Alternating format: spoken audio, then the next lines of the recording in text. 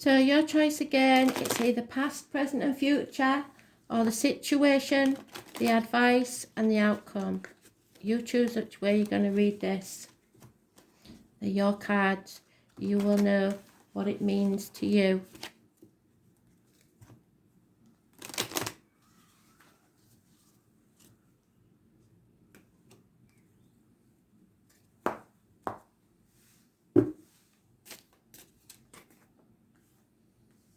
Number 22, master number.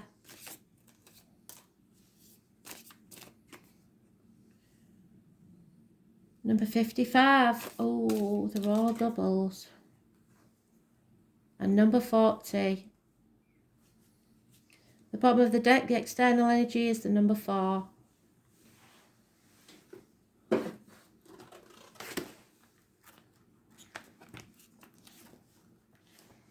So at the beginning, grace. This represents the mountains and the fire. We have an image of light at the foot of a mountain, illuminating it the same way that many buildings are lit up at night, often making them more beautiful and attractive than they are in the cold light of day. The message is simple and straightforward. This is a time to look at the outside form of things and simply enjoy them for what they appear to be. The inner content may not be of any importance right now. In personal relationships, it is time to put the emphasis on good manners and courtesy, to act in a sophisticated fashion and leave aside delving into the inner workings of other people's psyche. If you have a creative side to your nature, indulge it now, as you will feel especially inspired.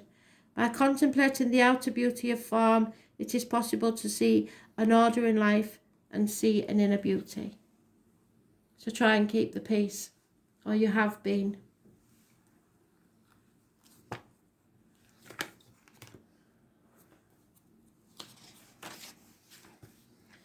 Abundance.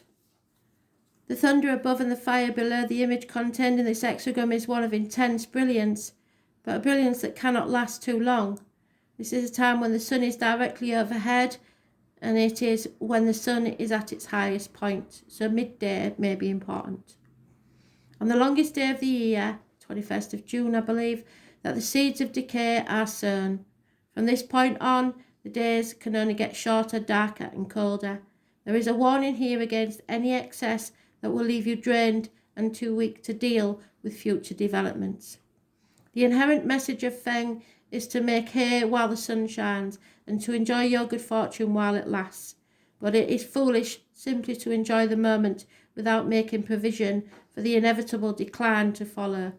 It is possible to extract the maximum from the present moment while still keeping your eye on the long term. So what did Spirit keep telling us? We have to put something away for a rainy day, because that rainy day is coming, and we think that it is, or wanting to be liberated, because this is the liberation card. So you will not have enough funds to liberate yourself if you don't. Be careful now. The hexagram has thunder above, moving away from the danger of the water below. After turmoil, there is fresh and healthy atmosphere. Troubles are a thing of the past for the time being, and new opportunities will present themselves. It is not all plain sailing though, as you will have to be very firm in your determination to clear away any trash left behind to start afresh. There could be a certain amount of residual animosity, but you can clear this up quickly with a thoroughly positive attitude. Once you've done that, you will feel truly liberated and able to pursue your own interests and life. Although you may have won some form of victory, it is essential that you do not become conceited, but rather restore your life to its normal pattern as soon as possible. If you do not, you will simply recreate the very condition that caused you so much grief before.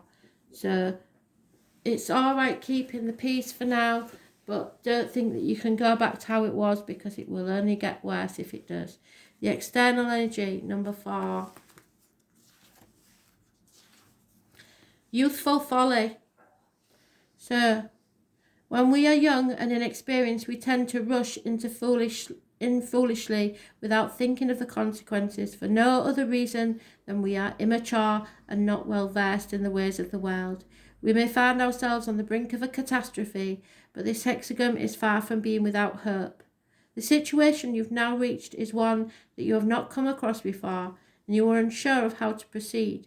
It is vital at this stage that you do not take any precipitate action. You do not know the way forward and do not understand the rules of this particular game, so the best thing to do is seek out advice from those who have been there before you. To put it bluntly, this signifies that at this moment in your life you need help, and if you seek it out and act on the advice you are given, you will come through this just fine. So you are going to need some professional advice or from someone who's been through this situation before, because you cannot return to how things were, and trying to keep the peace isn't going to do it. Thanks for listening.